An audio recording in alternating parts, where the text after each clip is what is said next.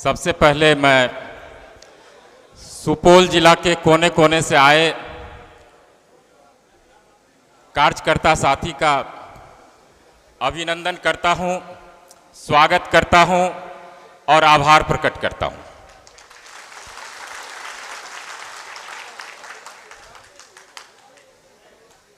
आज के इस कार्यकर्ता सम्मेलन में आए हमारे मुख्य अतिथि के रूप में राष्ट्रीय लोक जनता दल के राष्ट्रीय अध्यक्ष, बिहार की आन बान शान, मजदूर, किसान, नौजवान की एकमात्र आस, हमारे माननीय नेता पूर्व केंद्रीय मंत्री माननीय उपेंद्र कुशवाहा जी,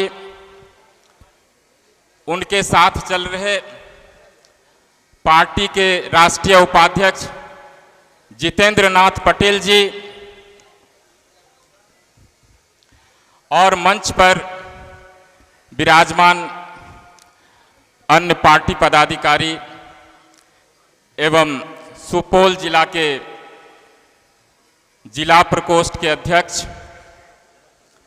बिहार प्रदेश के पदाधिकारीगण,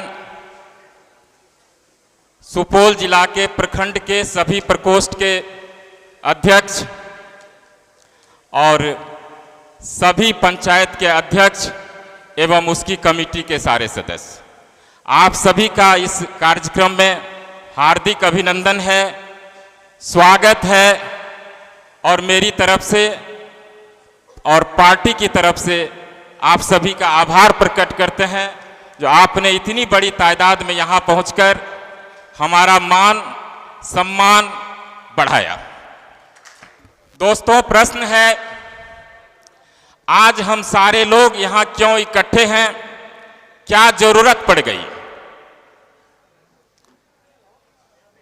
तो दोस्तों, मैं बताना चाहूंगा, कुछ ऐसी परिस्थितियां बनी विगत कुछ महीनों में, हमारे राष्ट्रीय अध्यक्ष को नई पार्टी बनानी पड़ी राष्ट्रीय लोक जनता दल के नाम से, और उस पार्टी के विस्तार के लिए निर्देश दिया गया जो हम लोग पंचायत स्तर तक, बूथ स्तर तक कार्यकर्ताओं की फौज खड़ी कर दें। और इस उद्देश्य से हम लोग इस काम में लगे और आज उसी का ये नतीजा है। यहाँ हजारों हजार की संख्या में लोग हॉल के अंदर मौजूद हैं और बाहर भी उतने लोग मैदान में हैं, सड़कों पर मौजूद हैं। तो निश्चित रूप से ये जिला के, हमारे जिला के अध्यक्ष हैं, साथ ही सभी प्रकोष्ठ के जिला अध्यक्ष हैं, उन सभी का प्रयास है, परिश्रम है जो आज हम इस मुकाम तक पहुंचे हैं।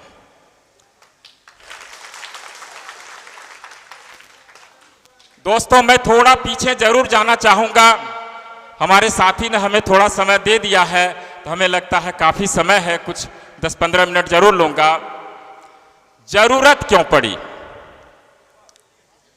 आप देखेंगे 90 के दशक के बाद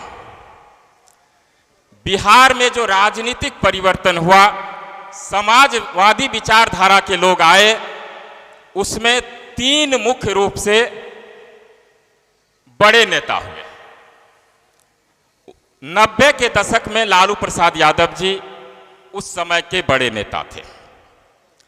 लालू यादव जी के पतन के बाद जो उद्भव हुआ वह था नीतीश कुमार जी।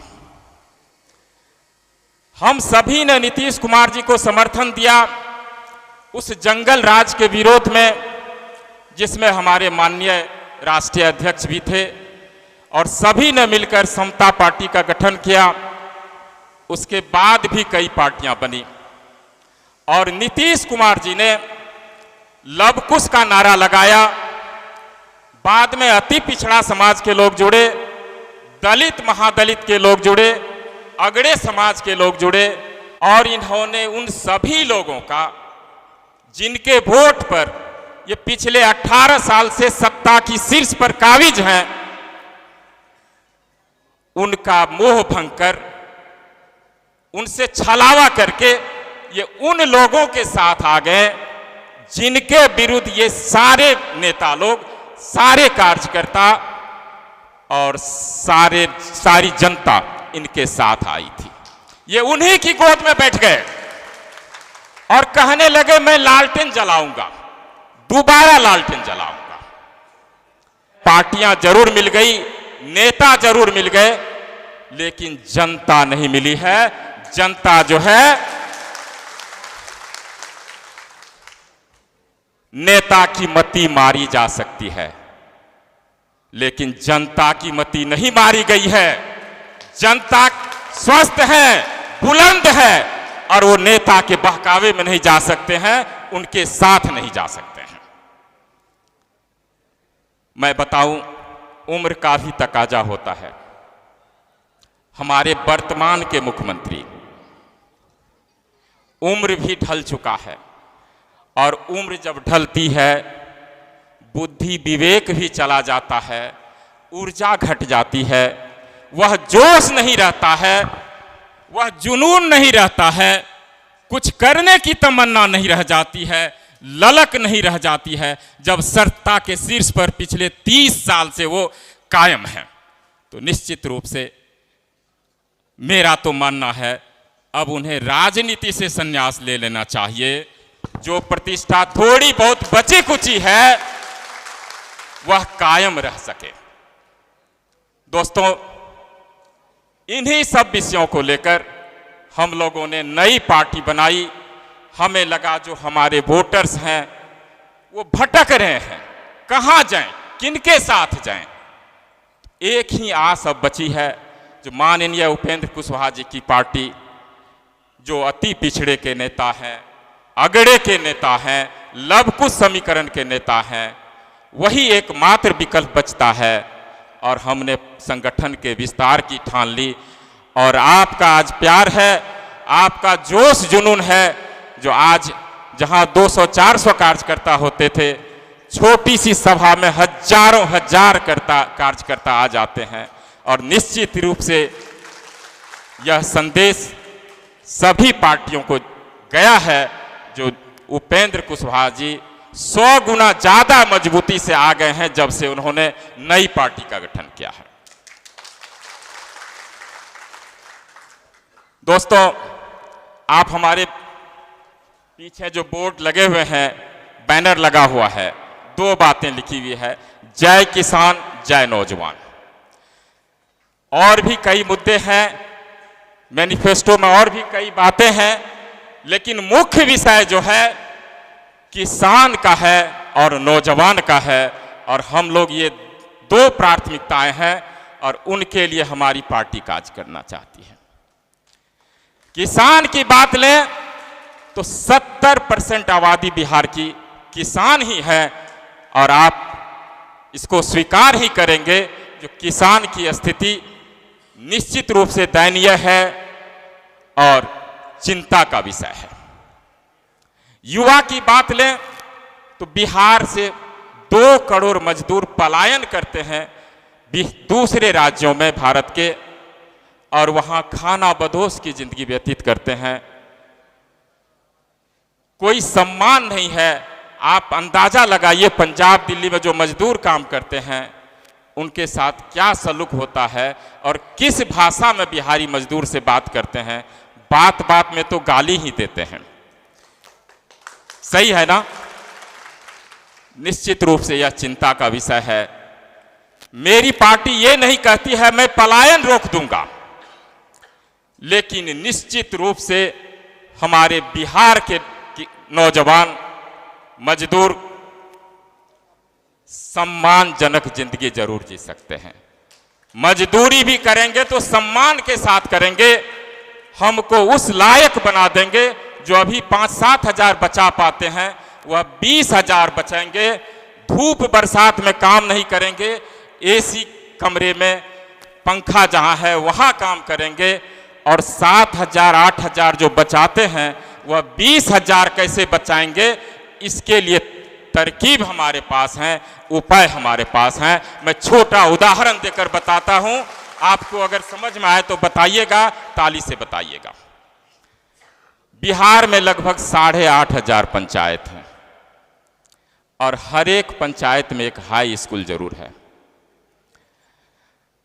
आप इसे निश्चित रूप से मानेंगे, जो सरकारी व्यवस्था है पढ़ाई की, उस पढ़ाई से आपको ना तो सरकारी नौकरी मिल सकती है, प्राइवेट नौकरी भी नहीं मिल सकती है। तो आप क्या करेंगे? किसान के बच्चे हैं, या तो खेती बाड़ी करेंगे, या जिनको खेती बाड़ी भी उतनी नहीं है, जरूरत नहीं है खेत में उतने लोगों की, तो निश्चित रूप से दूसरे राज्यों में मजदूरी करने जाएंगे। मजदूरी क्या मिलती है? 500 रुपया रोज भी कर लें, 25 दिन काम करें, 12,500 बनता है।